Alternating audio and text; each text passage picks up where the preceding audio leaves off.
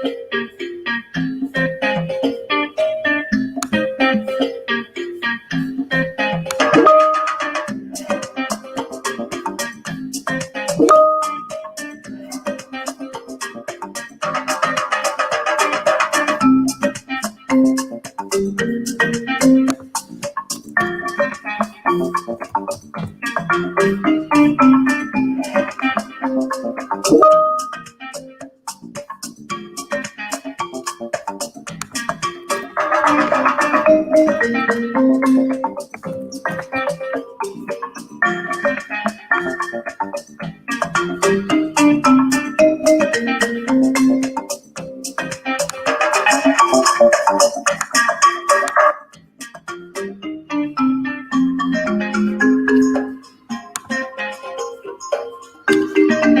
right, welcome in everyone. I hope you can hear me.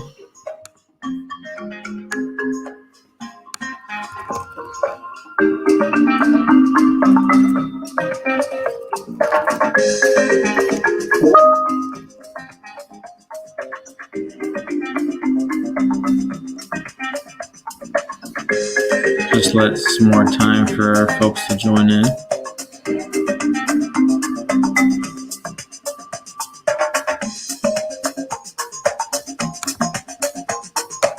Let me turn this down for now.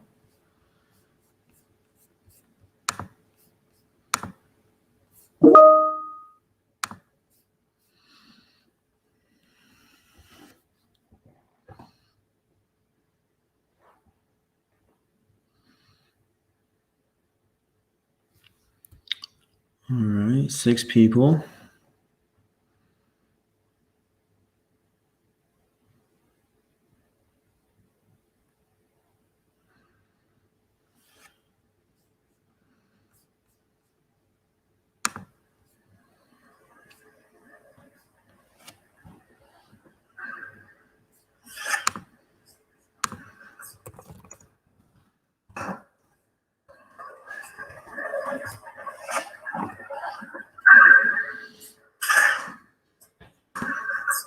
Welcome in everyone, welcome.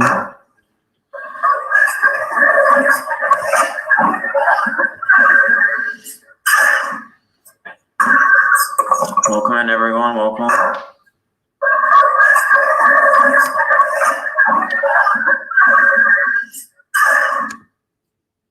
So we're gonna go ahead and get started. I'll introduce myself. My name is Donovan and I am a macro social work intern from University of Michigan. And I've been interning here since August of 2020. I am graduating next month, and most of my work has been in data collection, analysis, and research. A lot of the stuff has been analyzing coaches' notes and trying to see where students are having the most difficulty in their academic career. So I went through 3 years worth of data collecting what students had trouble with, what worked for students, and seeing what coaches were doing over the years too. So in my collection of all that's all ended up into program development and sharing information to the students, so you all can have a good foundation coming into your respective schools and having a strong start.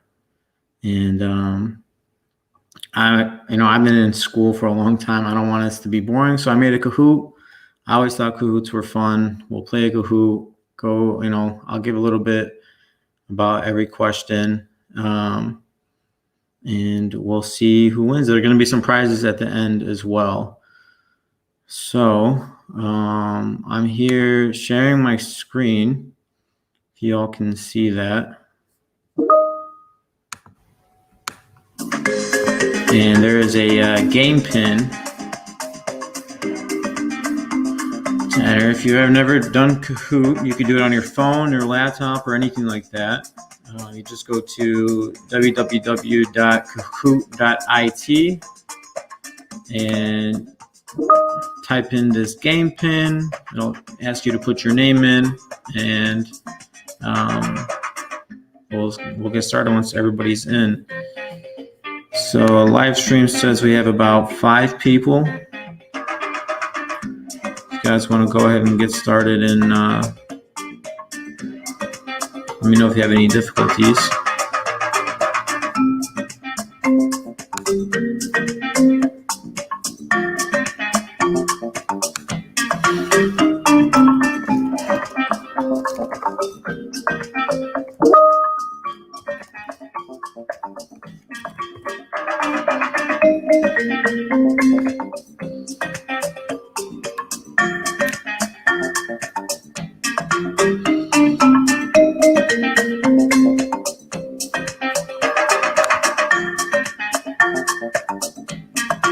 Sure, definitely I could.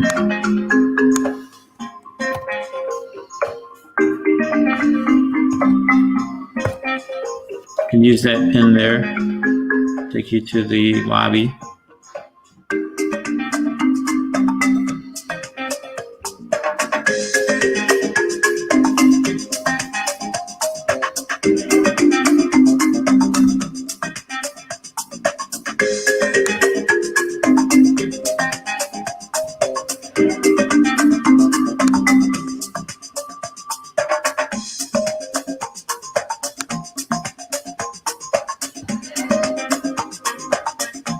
Soraya, welcome in.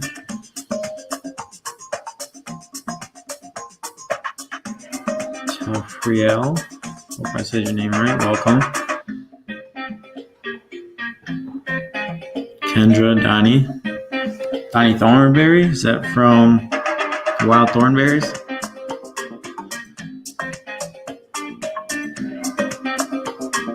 Hello, hello.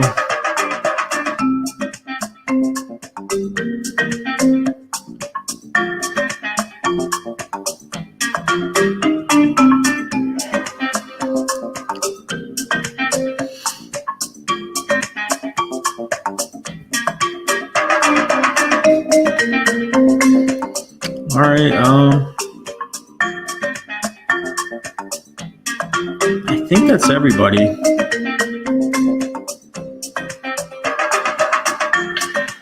So we will go ahead and get started. Kahoot, basic addiction. Yeah, we're basic out here.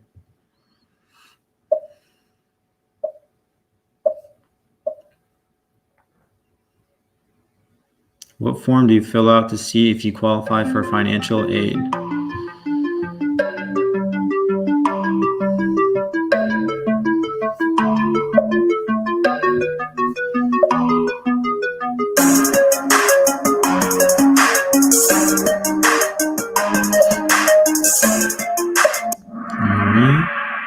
Nice. Yeah, I threw a little wrench in there. FAFSA. So FAFSA, that is from the federal government in student assistance, financial aid. And you are to fill that out every year.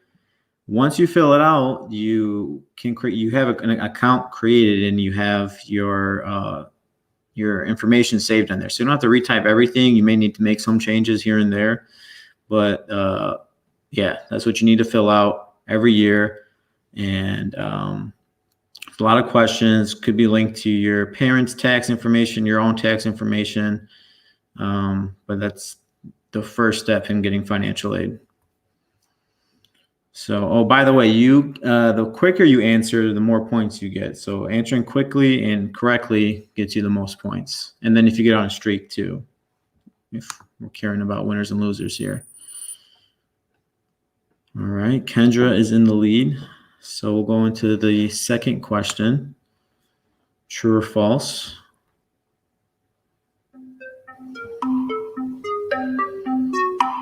Kind of spoil the...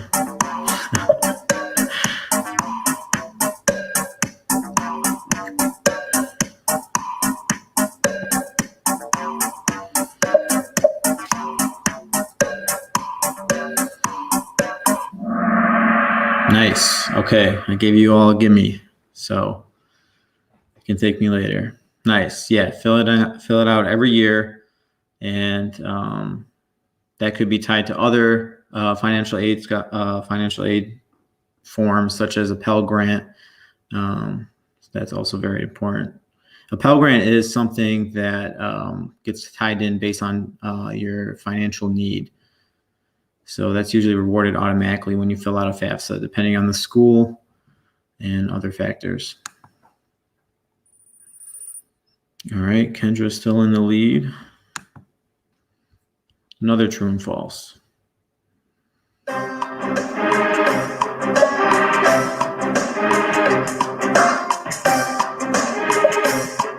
right.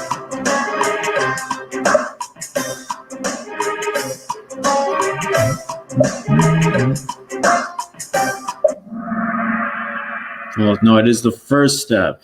The first step in your financial aid. So, I'm sorry. It is not the first. It is the first step. Yes, sorry. Brain went backwards for a second. It's not the last. Tariel, nice. It's a little blurry. Sorry. Okay. Another true and false. When you apply for college, you automatically apply for financial aid. Got the Jeopardy music going.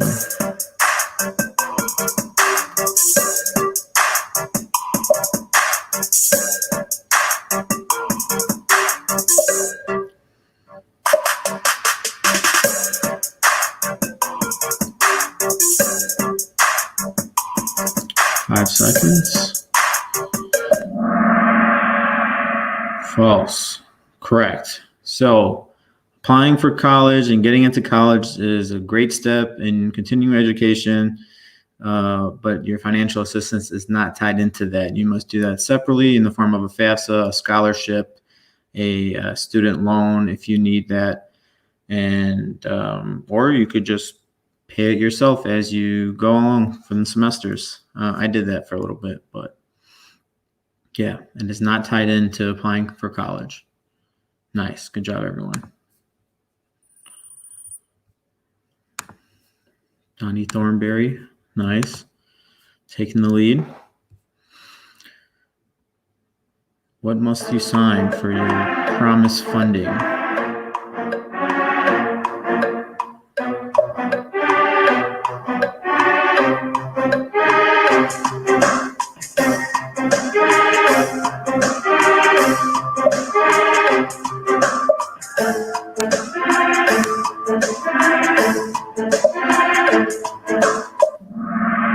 Nice. Very good, guys. It's always nice to say thank you, but your commitment form for the Detroit Promise and committing to attending classes and receiving aid from Detroit Promise Path or Detroit Promise, this is a must do for you to get that funding. Usually happens in the beginning before you start enrolling. So I'm sure all of you have done that. Maybe you just mixed up the names. But if you haven't, definitely keep an eye out for that because that is a very, very important piece of paper to sign. All right, 5 in a row. Nice. Very nice. Awesome.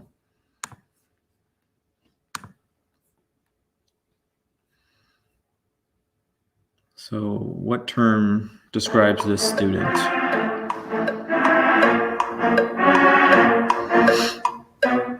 If you take 12 credits in a semester, you are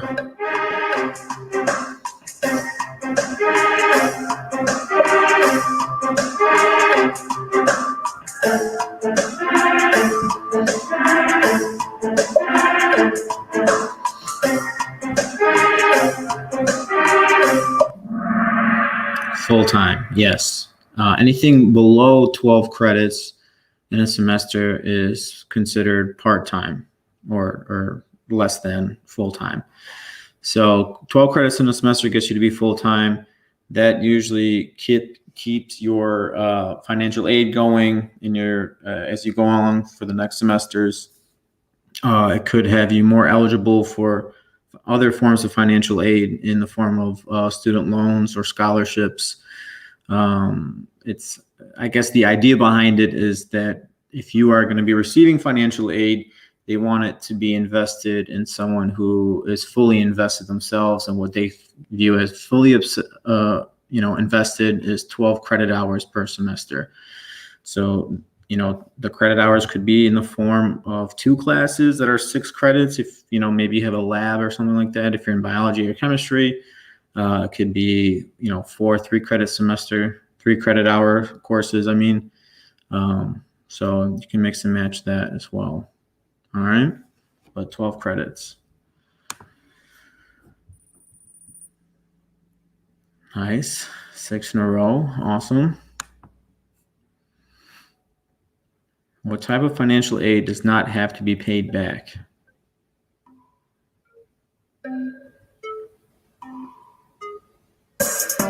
There are multiple correct answers here, FYI. But you just need to get one of them correct.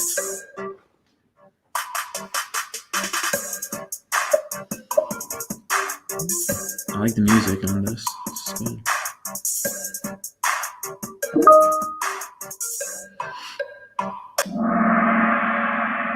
All right.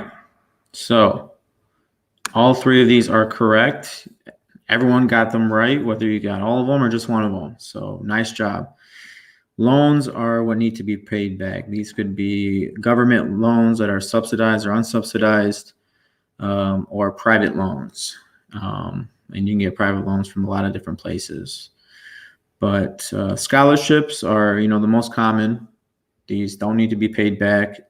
You can apply for scholarships. I've applied for scholarships by writing essays, and if you go on to universities or just other foundations, like the Kresge Foundation, for instance, does a lot of scholarships. They'll usually have a specific demographic, like, residing in Detroit, if you are Mexican American or whatnot, stuff like that are specialized to scholarships in certain students. Also, their major, it's tied into that too. So there's many different ways to be eligible for a scholarship. You may or may not have to write an essay, but that does not need to be paid back. Grants can be also don't need to be paid back. Like I said earlier, the Pell Grant is a very common one. I did receive when I was at OCC in my time, and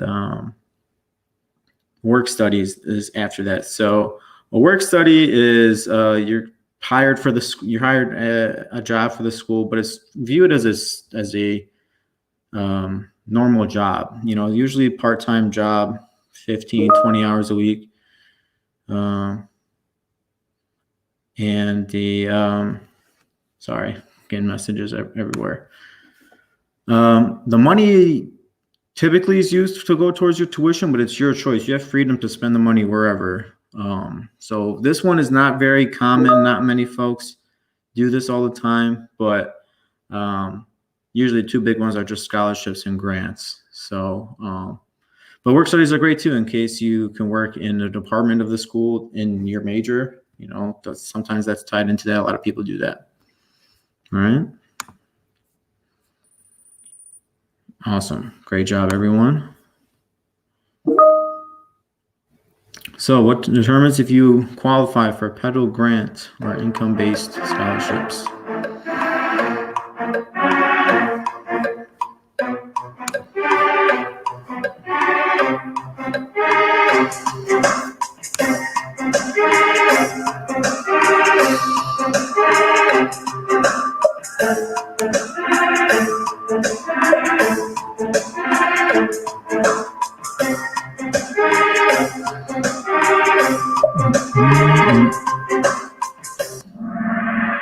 Nice. Yes. So financial need and household income. So there's a bit of a discrepancy between these two. Financial need, it's kind of like a square and a rectangle. So a financial need could become from your household income if you are living with your parents. or a guardian or foster parent or whoever. Now this is rare, if you're deemed as an independent student, it's very rare. Your financial need could just be from you yourself if you're living alone or have a roommate, but you're not tied. There's a lot of things to looking at that, but most students are going to be dependent, and your financial need and your household income are going to be one and the same. And they're going to look at your parents as well as your income, and maybe anyone who has that address as their home address. All right, so keep that in mind. 3 in a row for Donnie Thornberry. Nice.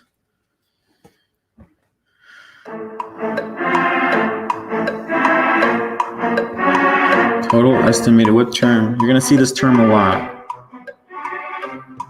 especially when applying for financial aid.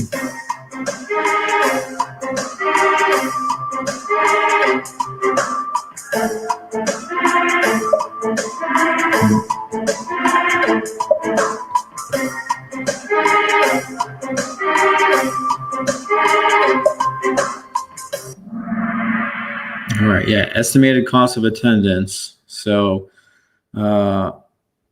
it's going to be, if you happen to live on campus, that's going to be a factor, but it's going to be your tuition, any course fees, any lab fees, transportation, food even could be associated into this term.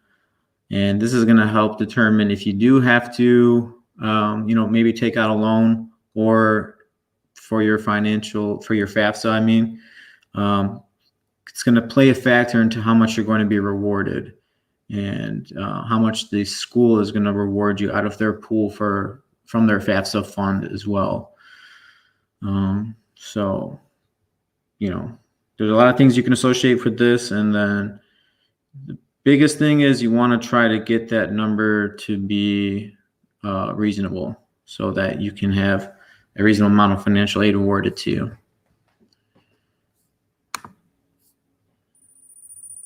And Kendra takes the lead. Nice. 6 in a row. Awesome.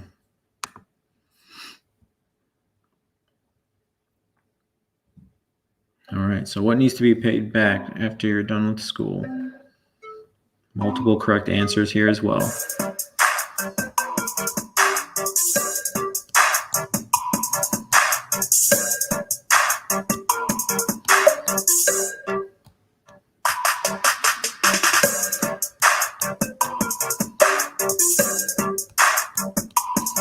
More seconds.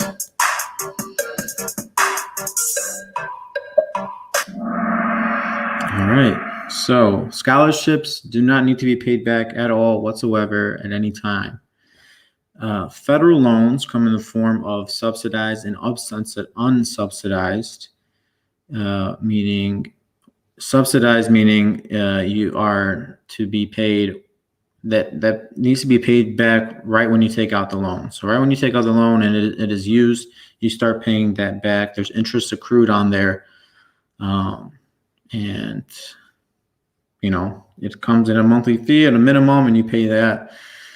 Unsubsidized loans are loans that you don't start paying back until 6 months after graduation.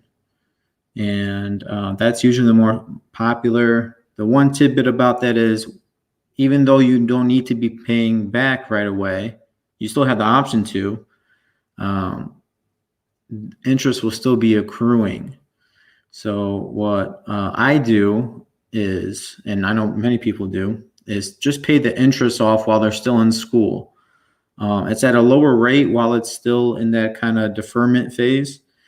So, it could be $50 a month that you're paying to go towards the loan. So, but I graduate in August, early August. So I'm gonna have until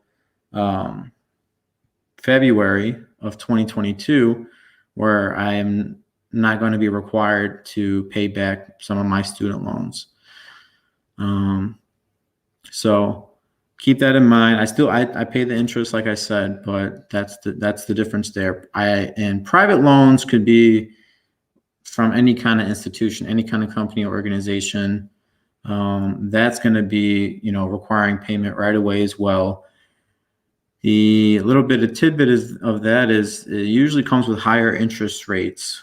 One way around that, if you have a parent or someone that would like to co-sign the loan for you, is to get the interest rate to be lower, barring they have good credit. Then, if you can do that to kind of supersede the high interest rates. But those are the two that need to be paid back after school, or right when they're taking out. So on to the next one. All right, we got a good solid match going on right now. I like it.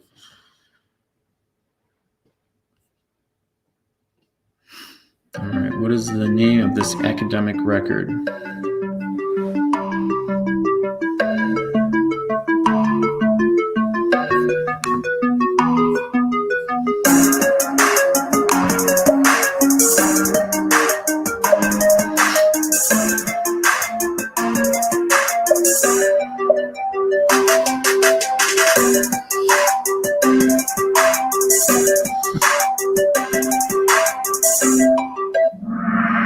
All right, yeah, this is your transcript. So this has the courses you've taken, the courses you've dropped, the grades you received. That could be the actual letter grade or withdrawal or incomplete. You'd have your academic status, such as being satisfactory or unsatisfactory. It'll list your major. It'll list your GPA. It'll list your credits attempted and your credits received. And this is very important to help to transfer to different schools. And even for looking for a job, I've applied for jobs and I've included my transcript in that job too. So this is very important to have. You can get it unofficial. So if you're, sometimes even a scholarship will ask to see your transcript attached with your submission, and your school should always have an option to have the unofficial transcript that you can download for free and send in. So you can get that on your student portal at your respective school. This is a very important piece of paper that you should know, and I'm glad you all do. Awesome. All right. Roger's got a nice streak going on. I like it.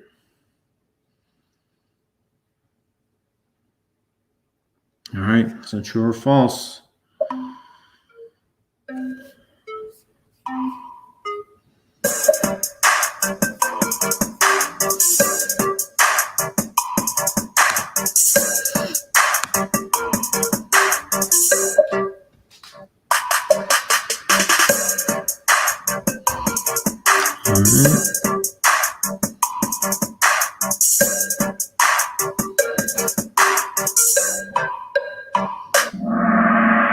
False. Nice. Okay. So although it may affect what you get approved for or not, it doesn't mean it is absolute must to have a high GPA. Like I said, it could depend on your demographics. It could depend on your financial need, where you live, your major, and a variety of other factors.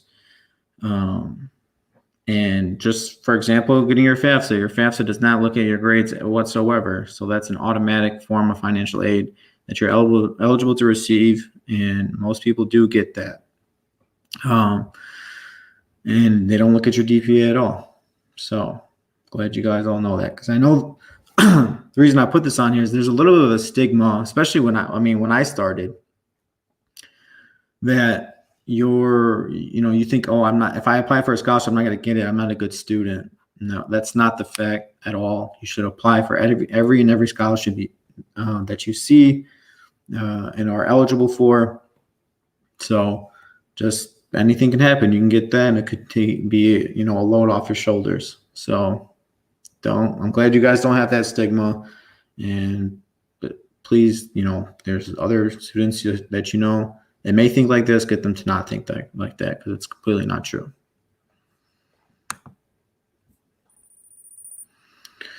All right, taking the lead. Nice.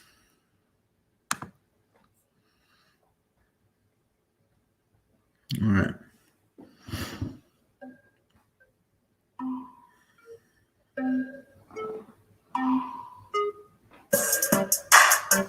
So, how many semesters does it take to lose financial aid? And this is going to be consecutive, by the way. 2, correct. Now, if you have one bad semester, the school is not going to just take away all the money that you've earned. They will give you an academic warning after the first.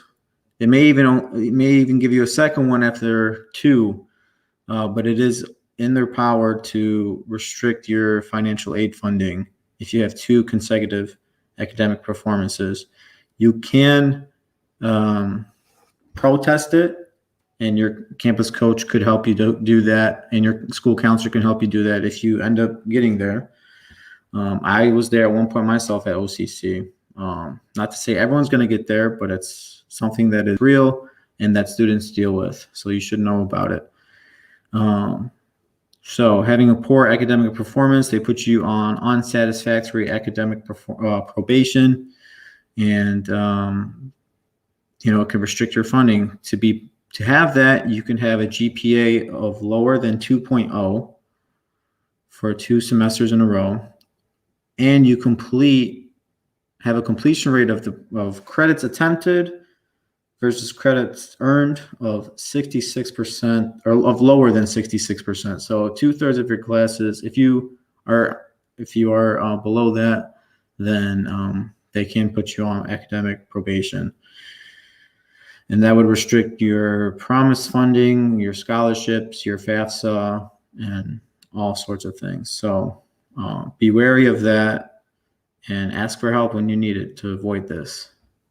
In my time going through all the data, I've seen students have to go through this, and it is really tough. So keep on yourself, and do not, know yourself. Know how many classes you can take in a semester. Space it out if you need to. If you end up needing to work more one semester than the one prior, don't risk it if you feel like it's going to be too much for you to balance.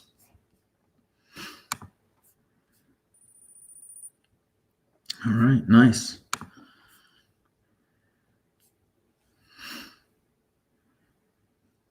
All right, so what is necessary to have good academic progress to be satisfactory?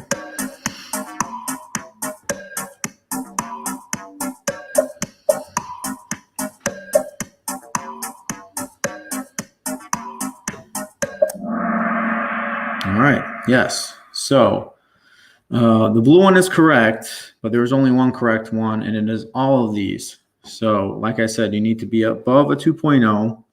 You need to have a completion percentage above 67%, and your completion under 150% of degree credits as well. So what that last one means is, let's say your degree is 100 credits, right?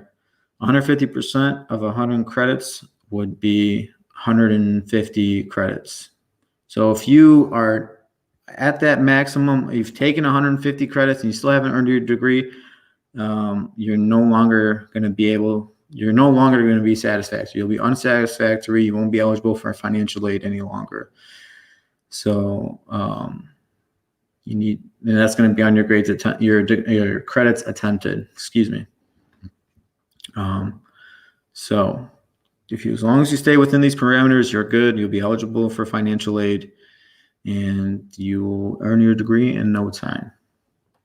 All right. Kendra coming in second. I'll at 5 in a row. That's amazing. Great. Which term describes how much your parents may be able to pay for your college?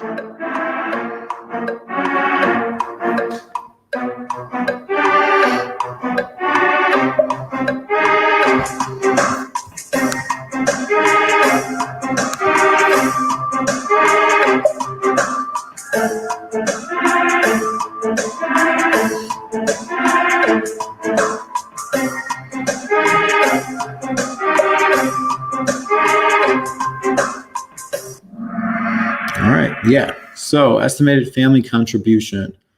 So this is the assets, net worth, tax information that's all associated to your parents on for instance, on your FAFSA that says what, they use a special formula with all that information to come up what they believe your family should be able to contribute to the financial aid. And then in turn, that will give them a number on what they're willing to pay out for your financial aid reward.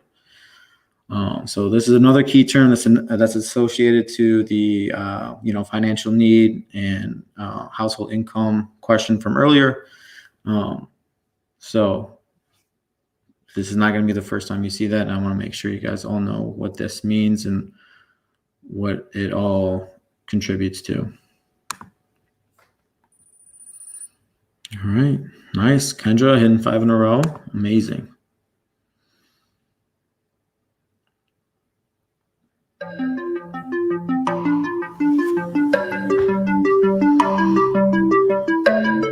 This is an important question.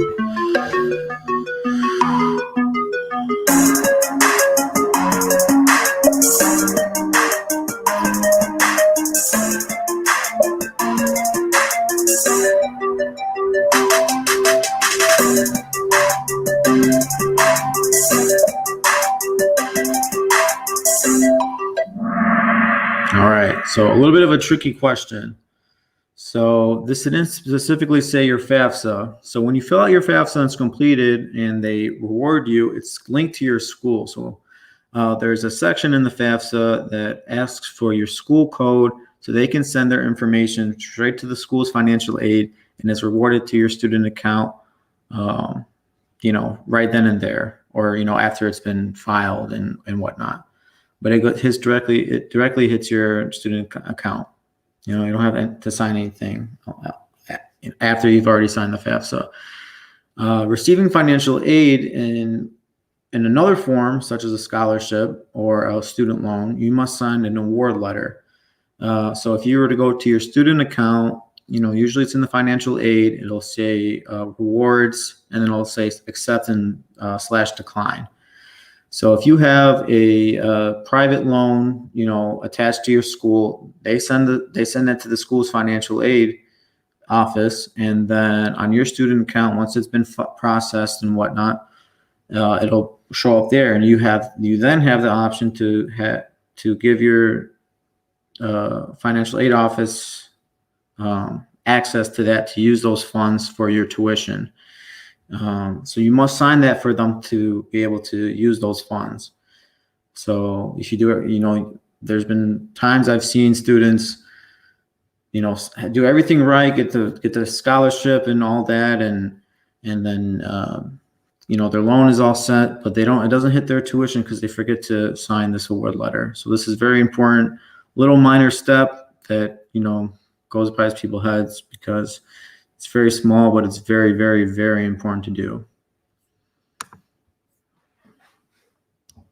All right, so 2 more questions left. What does your promised scholarship cover?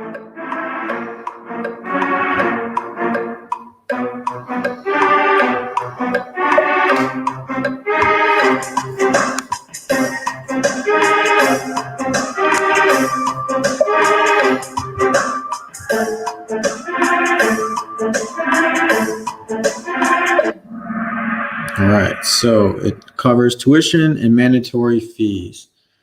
So it does not cover school supplies such as books or lab fees if they're separate from if they're not built into your tuition.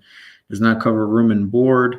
So it's just tuition and mandatory fees. So keep that in mind. All right, very, very close game. And we're on to the final question. Thanks for sticking it out with me.